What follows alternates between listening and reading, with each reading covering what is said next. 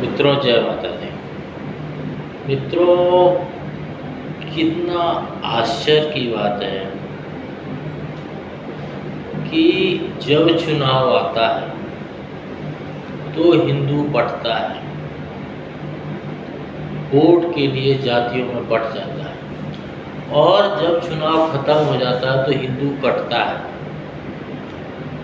और फिर वो जातियों में नहीं कटता है, केवल हिंदू के नाम पर कटता है, और किसी को भी जाति पूछ के नहीं काटा जाता है कि तुम कौन सी जात के हो, कौन से समाज से हो। केवल हिंदू देखकर ही उसको काटा जाता है। ये बात हिंदुओं को पहले भी समझ में नहीं आई, आज भी समझ में नहीं आई। हिंदू इतना मंद बुद्धि होता है कि वो अपने निजी स्वार्थ के लिए बहुत पुराने प्राचीन समय से ही अपने निजी स्वार्थ के लिए सब कुछ भूल जाता है। उसको निजी स्वार्थ में अपना आलू, प्याज, टमाटर, सिलेंडर, गैस, बिजली, रोड, सड़क, केवल इसी मुद्दे पे उसको वोट देना होता है। धर्म, समाज, ईश्वर, देश, सब चीज़ों को अलग कर देता है। खंड खंड होकर, जाति जाति में, भ्रांति भ्रांति में बंटकर अलग अलग पार्टियों को वोट देता है, और लास्ट में जिस तरह से वो खंड खंड है उसी तरह से उसके साथ भी खंड खंड किया जाता है। इसलिए बहुत ज़रूरी है कि भारत की जो राजनीतिक पार्टियां हैं उनको समझा जाए। कहीं भी कोई भी राजनीतिक मुद्दा होता है, कुछ भी होता है, तो सबसे पहले मोहरा हिंदुओं को ही बनाया जाता है।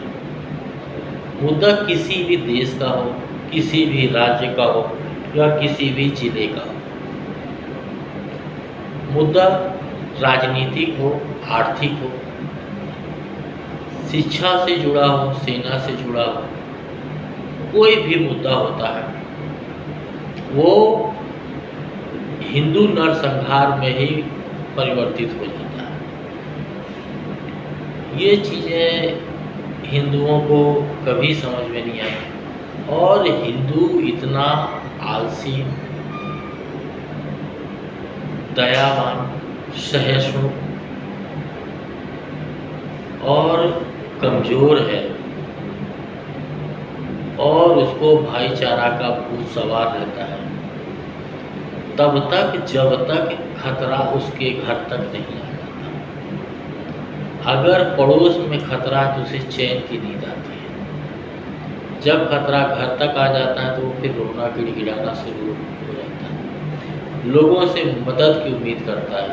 जब तुमने किसी की मदद नहीं की, पड़ोसी के पास खतरा था, तुम्हें चैन की नींद आ रही थी, तुम दूसरे से मदद की उम्मीद कैसे कर सकते हो?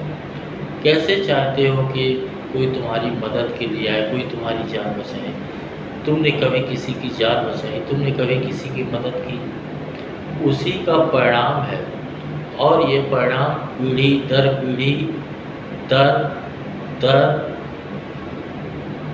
आदिकाल से चला आ रहा है। हिंदुओं में तरह तरह की जातियां पाई जाती हैं।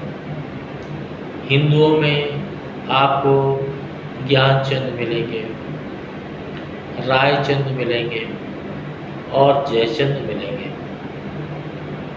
हिंदुओं का 3 भाग है, 3 भागों में ही बढ़ता है: ज्ञानचंद, रायचंद और जयचंद। और ये तीनों ही देश का भला नहीं कर सकते जब तक हिंदू अपने धर्म के प्रति आस्था और धर्म के प्रति कट्टर नहीं बनेगा तब तक वह कटता रहेगा। चाहे मेरी बातें किसी को बुरी लगे चाहे अच्छी लगे, जो सत्य है, धर्म युद्ध के लिए सत्य बोलना जरूरी है। आपको समझ में आए तो ठीक, नहीं आए तो अपनी बारी का इंतजार कीजिए। आपको समाज में बहुत सारे लोग बांग्लादेश पर हो रहे अत्याचार में मजाक उड़ाते दिखेंगे, ज्ञान बांटते दिखेंगे, राय देते मिलेंगे और बहुत से तो जयचंद मिलेंगे जो अपने देश और धर्म के नहीं हुए। इन लोगों का कोई इलाज नहीं है। इन लोगों का अगर आपके समाज में कोई ज्ञानचंद, रायचंद और जयचंद है, उनका बहिष्कार करें, उनसे सामाजिक, आर्थिक और राजनीतिक दूरियां बना के रखें, उनसे किसी भी तरह का संबंध ना रखें, उनसे किसी भी तरह का लेन देन ना करें, उनसे कोई भी बातचीत और संबंध ना रखें, उनसे दूरियां बना के रखें और उनका आर्थिक रूप से बहिष्कार करें, धन का लेन देन ना करें, उनसे किसी भी तरह का व्यापार ना करें, कोई भी चीज़ें उनके यहाँ से ना खरीदें और सबसे बड़ा मुद्दा उनका राजनीतिक रूप से बहिष्कार करें। ऐसे लोग अगर किसी पार्टी से संबंधित हैं या किसी पार्टी के नेता हैं तो उनका खुलकर बहिष्कार करें, उनको वोट ना दें। सबसे बड़ा खतरा ये नेता ही है। बांग्लादेश पर जो हो रहा है उस पर ना तो कांग्रेस का कोई नेता बोला, ना कोई सपा का नेता बोला, ना कोई बसपा का नेता बोला और ना ही आम आदमी पार्टी का नेता बोला। किसी को किसी से मतलब नहीं है, केवल भाषणबाजी से मतलब है। इसीलिए आप जिनको क्रिकेट का हीरो समझते थे, आप जिनको फिल्मों का हीरो समझते थे, आप जिनको भी हीरो समझते थे, पार्टियों के हीरो, एक भी आपके मुद्दे पे खड़ा नहीं हुआ। किसी का भी बयान नहीं आया, ना किसी क्रिकेटर ने सहानुभूति और निंदा दर्शाई, ना किसी फिल्म के हीरो एक्टर ने सहानुभूति और निंदा दर्शाई। किसी ने आपके लिए कोई सहयोग नहीं किया, कोई टिप्पणी नहीं की और कोई आपके सहयोग के लिए खड़ा नहीं हुआ। इसलिए हिंदुओं, जागो जागो जागो। अब सोने का वक्त नहीं है, अब वक्त नहीं बचा है। एकता बनाइए, लड़िए, एक दूसरे के सहयोग में खड़े होइए। अगर आप चिल्ला सकते हैं तो चिल्लाइए, आप लिख सकते हैं तो लिखिए, अब नहीं कर सकते तो अगर जो चिल्ला रहा है उसके साथ खड़े हो जाइए। अगर आप खड़े भी नहीं हो सकते हैं तो आप शांत हो जाइए। आप अपना मुंह बंद रखिए, आपको बकवास करने की जरूरत नहीं है। आप दूसरों का मनोबल मत गिराइए। ये धर्म युद्ध का है।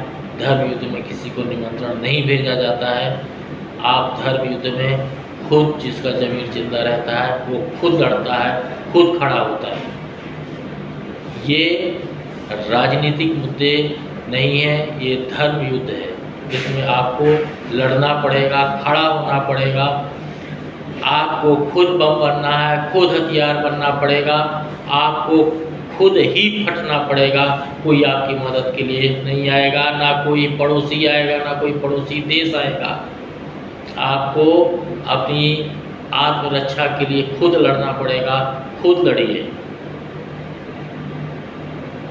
इसके बाद अगर आपको बातें समझ में नहीं आती हैं तो आप अपनी मौत का इंतज़ार कीजिए। आपके पास दो ऑप्शन है, या तो अपनी मौत का इंतज़ार कीजिए शांति से बैठ के, या फिर अपने मौत के स्वागत की तैयारी कीजिए। आपके किचन के जितने भी उपकरण उनको हथियार में बदलिए आपके पास लाठी डंडा है उनको इकट्ठा कीजिए, आपके पास गाड़ियां हैं उनके पेट्रोल निकाल लीजिए, क्योंकि अब वो नहीं चलेंगी, अब वो केवल जलेंगी। और अगर आपके पास डीजल है, डीजल निकालिए, एलपीजी सिलेंडरों को निकालिए, सबको बम के रूप में कन्वर्ट कीजिए, खुद फटिए, दूसरों को फाड़िए, अपनी मौत का इंतज़ार मत कीजिए, मौत की तैयारी कीजिए, मौत का स्वागत कीजिए।